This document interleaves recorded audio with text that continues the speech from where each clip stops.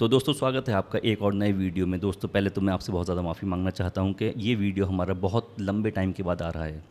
दोस्तों जैसा कि हम अपने पहले के वीडियो में लॉ ऑफ अट्रैक्शन की बात करते थे, आज भी हम उसी टॉपिक को कंटिन्यू करते हुए लॉ ऑफ अट्रैक्शन, आकर्षण का सिद्धांत, बहुत से लोगों ने इसके ज़रिए काफ़ी कुछ हासिल किया है। मैंने भी अपने लाइफ में इसे एक्सपीरियंस किया है। एक वीडियो बनाया था मैंने कि किस तरीके से मैंने अपनी लाइफ में एक बहुत बड़ा अचीवमेंट लॉ ऑफ अट्रैक्शन के ज़रिए हासिल किया था। बहुत डिटेल्ड वीडियो है, एक एक चीज़ मैंने स्टेप बाय स्टेप उसमें बताई है। आप उस वीडियो को एक बार देखिएगा। तो दोस्तों आज हमारे साथ इस टॉपिक पर बात करने के लिए एक मेहमान मौजूद हैं।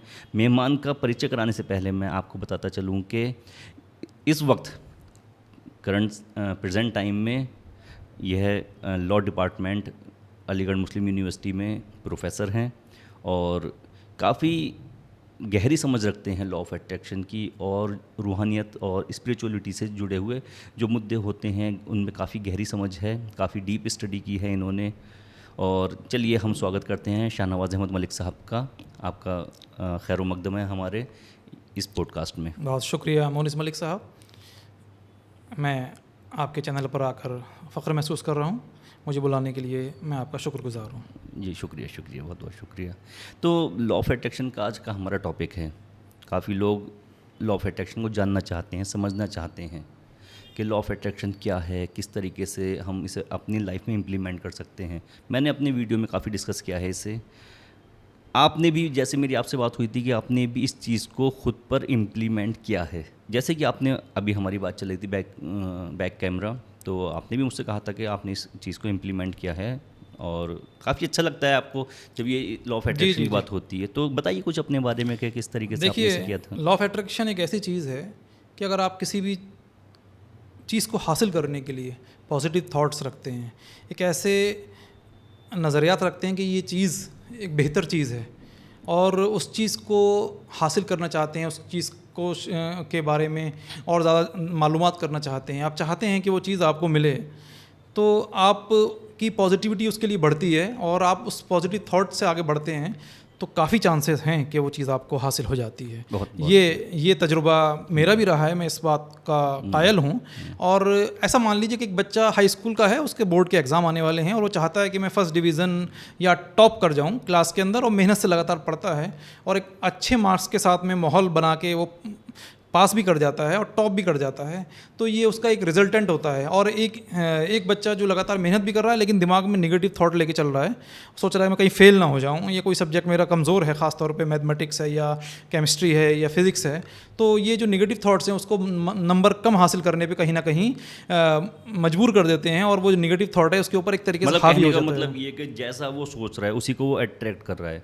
अगर वो ये भी सोच रहा है कि मैं बहुत ज़्यादा पढ़ाई करूँ, कहीं मैं फेल ना हो जाऊँ, कहीं फेल ना हो जाऊँ, तो वो अट्रैक्ट तो फेल को ही कर रहा है, फेल को ही अट्रैक्ट कर रहा है। जहन के अंदर उसके यही है कि नेगेटिव थॉट हैं, और अगर वो फेल ना भी हुआ तो मार्क्स कम कहीं ना कहीं जो है हासिल कर पाएगा, और जो नेगेटिव थॉट हैं उसको वो कामयाबी की तरफ नहीं बल्कि नाकामयाबी की तरफ उस कदम बढ़ाते चले जाएंगे। वो सोचेगा कि मैं ये ना ऐसा ना हो जाऊं, वैसा ना हो जाऊं। तो इसके लिए पॉजिटिव एनर्जी, पॉजिटिव लोग और पॉजिटिव विचार दिमाग में आना बहुत ज़रूरी है।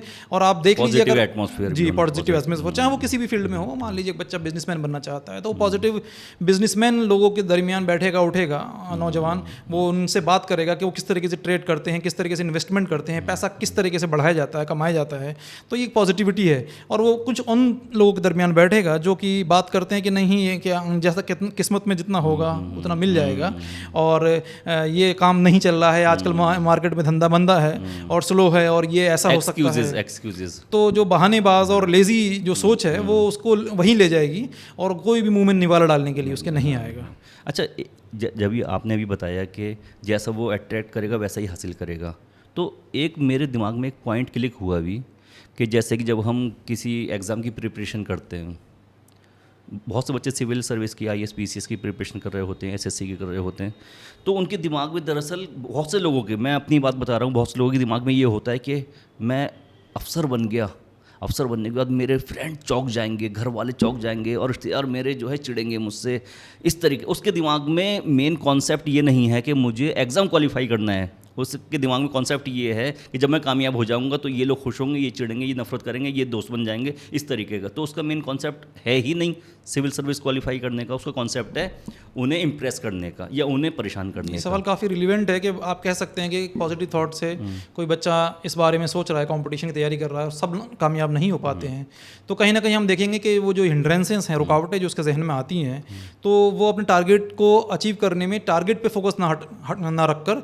बल्कि वो फोकस इधर उधर की चीज़ों पर कर लेता है। टारगेट के बाद क्या रहेगा मेरा, हाँ, टारगेट के बाद क्या रहेगा, ये टारगेट से पहले क्या रहेगा, आसपास का माहौल उसको असर डालता है, उसको फोकस वहीं चिड़िया की आंख पर करना होगा। और इसका मतलब ये नहीं है कि जितने पॉजिटिव थॉट वाले 1000 लोग हैं और वो सिविल सर्विस की सीटें 700 हैं फॉर एग्जांपल, तो कि उसमें जो नाकामयाब हो गए उनके नेगेटिव थॉट्स थे, ऐसा नहीं है।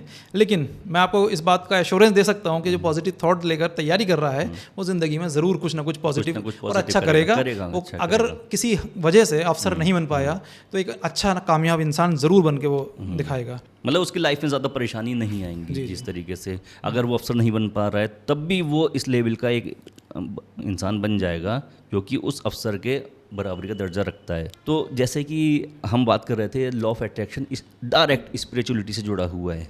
बिल्कुल, पॉजिटिव विचार है हमारे, बिल्कुल, ठीक है, रूहानियत से जुड़े हुए हैं, बिल्कुल, आध्यात्मिकता से जुड़े हुए हैं।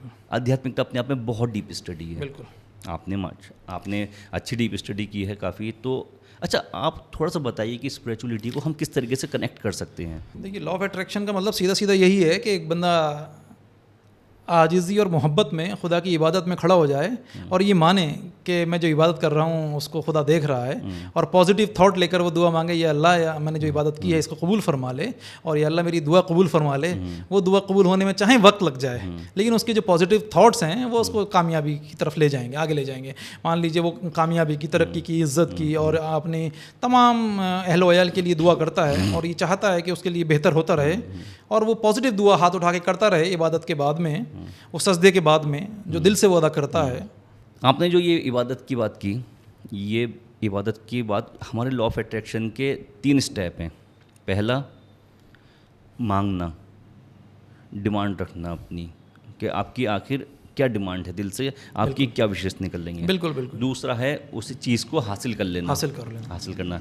तीसरा है कि अब उस चीज़ को हासिल करने के बाद उस चीज़ को जीना। बिल्कुल, ठीक है, अब उस चीज़ को एंजॉय करना। अब जो चौथा स्टेप आ जाता है, जो बेसिकली इन 3 स्टेपों से अलग एक स्टेप है, वो है अब शुक्र अदा करना। जो चीज़ आपको मिल चुकी है उसका अब आपको शुक्रगुजार बनना। तो ये सच्चे दिल से अगर कोई कर ले, अगर हम दुनियावी मामले में और उसको दीन से कनेक्ट करके देखें, अगर सच्चे दिल से कोई ये कर ले कि मान लीजिए किसी ने अपनी दीन और दुनिया दोनों मांगी और इबादत की, और इबादत के बाद में उसे मिलना भी शुरू हो गया, अब उसे शुक्र अदा करना है। शुक्र अदा ऐसी हालत में करना है जब वो एक कामयाब दुनियावी तौर पर इंसान बन चुका है, तो वो वाकई में उसका शुक्र भी अल्लाह को पसंद आता है, खुदा को पसंद आता है। और जिसे नहीं मिला और पॉजिटिव थॉट रखकर नहीं मिला, तो उसका सब्र भी खुदा को पसंद आता है। तो जो लॉ ऑफ अट्रैक्शन है वो सब्र की तलकीन भी करता है, तालीम भी देता है। लॉ ऑफ अट्रैक्शन का मतलब ये है कि आप दुआ कर रहे हैं पॉजिटिव थॉट रखकर, और ये उम्मीद कर रहे हैं कि मुझे मिलेगा, तो आप सब्र भी कर रहे हैं, और आप इस्तेकामत, मजबूती के साथ उस पर अमल पैरा भी हैं।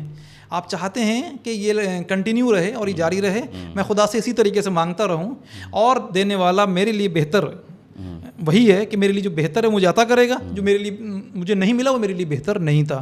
तो इसके अंदर सब्र भी आ रहा है, और इसके अंदर मोहब्बत आ रही है खुदा की, इसके अंदर अल्लाह के रसूल की इश्क आ रहा है कि उन पे भरोसा करके जिनको आंखों से देखा नहीं, उनसे मोहब्बत करनी है। वही अट्रैक्शन तो है, उनसे मोहब्बत कर लेना है, उनके मोहब्बत में डूब जाना है, और वो हासिल करने की कोशिश करना है जो कि बंदे का हक़ है, उनसे अपनी ग़ुलामी का सबूत देते हुए अपनी दुनिया और आखिरत को ऊपर उठाना है। अच्छा, आप हमारे ऑडियंस को, ये पॉडकास्ट काफ़ी लंबा हो गया है, आप हमारे ऑडियंस के लिए एक कोई बात बताइए, ऐसा कोई सूत्र दे दीजिए, मंत्र दे दीजिए ऐसा कोई, जिससे कि लॉ ऑफ अट्रैक्शन को हमारी देखने वाली ऑडियंस अपनी लाइफ में इम्प्लीमेंट कर सके। देखिए, मैं तो ये कहना चाहूँगा कि मैं अपनी ज़िंदगी का 1-2 एग्जांपल दे देता हूँ कि मैंने दिल्ली के अंदर वकालत शुरू करी, और दिल्ली की वकालत का मतलब बहुत ज़्यादा मेहनत, मॉर्निंग टू नाइट आपको नौजवान को भागदौड़ करनी पड़ती है, और मैं एक रश वाली ज़िंदगी से थक रहा था, तो मैंने सोचा कि क्यों ना मुझे एक सुकून वाली ज़िंदगी मिले, जिसके अंदर बहुत चारों तरफ अच्छा पॉल्यूशन फ्री एटमॉस्फेयर हो और आबो हवा अच्छी हो, खुली खुली वादियाँ हों, बड़ा बड़ा घर हो, इस तरीके की चीज़ें मिलें। तो मेरा जहन और दिमाग उधर खिंचता चला गया और मैंने किसी कंपटीशन की तैयारी की और उस कंपटीशन के ज़रिए वहाँ तक सेलेक्ट होकर मैं पहुँचा केरला की हसीन वादियों में। तो आप उम्मीद कीजिए कि मैं दिन भर जो है कोर्ट की भागदौड़ में बिज़ी रहता था। फिर मैं एक ऐसे प्रोफेशन में आया जिसमें मेरे पास वक्त था अपनों से और परायों से बातचीत करने का। तो जहाँ तक सूत्र और फार्मूले की बात कर रहे हैं, तो मैं कंक्लूड करते हुए कहूँगा कि जो आप चाहते हो उसके बारे में सोचो और उसी को जियो और उसी को मांगो, वो ज़रूर मिलेगा आपको। इसी बात बहुत अच्छी बात बताई आपने, जो चाहो वो मांगो और उसे जियो। 3 शब्दों में आपने पूरा लॉ ऑफ अट्रैक्शन एक्सप्लेन कर दिया। तो हम आपका शुक्रिया अदा करते हैं, आप हमारे प्रोग्राम में तशरीफ़ लेकर आए और इस पॉडकास्ट में आपने एक नई जान फूंक दी। तो दोस्तों, इसी तरीके से हमारे पॉडकास्ट आगे भी जारी रहेंगे। लॉ ऑफ अट्रैक्शन पे हम नए नए गेस्ट से, नए नए मेहमानों से हम बात करेंगे और उनके अपने पॉइंट ऑफ व्यू जानेंगे कि लॉ ऑफ अट्रैक्शन को किस नज़रिए से देखते हैं, किस तरीके से उन्होंने अपनी लाइफ में उसे इम्प्लीमेंट किया है। तब तक देखते रहिए, जुड़े रहिए हमारे चैनल से।